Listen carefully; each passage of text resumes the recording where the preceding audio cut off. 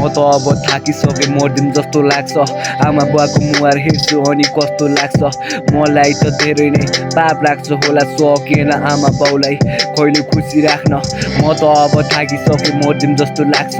आमा बुवाको मुहार हेर्छु अनि कस्तो लाग्छ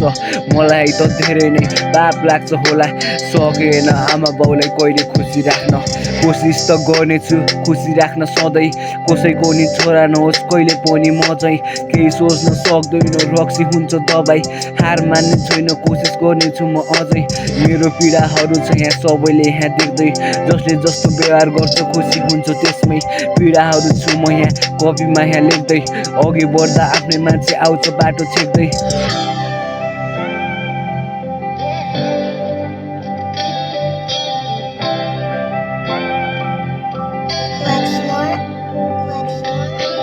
म त अब थाकिसकेँ मर्दिम जस्तो लाग्छ आमा बाको मुहार हेर्छु अनि कस्तो लाग्छ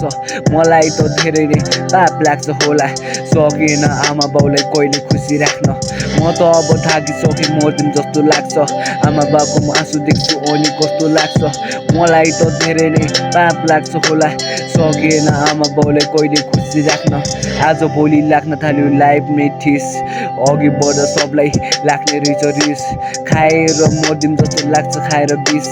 म मरे भने भनिदिनु सबले रेस्ट इन पिस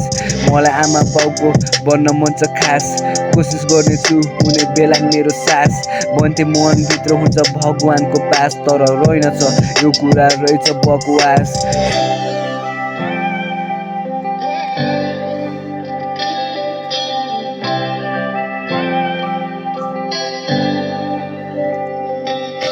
सरी आमा बुवा सकेन खुसी राख्न सफल हुन्छ भनिराखेँ मैले झुटो आसमा टेन्सनले सुत्नु सक्दैन म त रातमा तितो हुन्छ मेरो शब्द सत्य हुन्छ बातमा म जस्तो छोरा त कसैको छैन होला सफलताको सभाको म मात्र होला बोकेर झोला टाढा जानुपर्छ सिधै फर्की आउँछु आमा बुवा पिन निल्नु होला।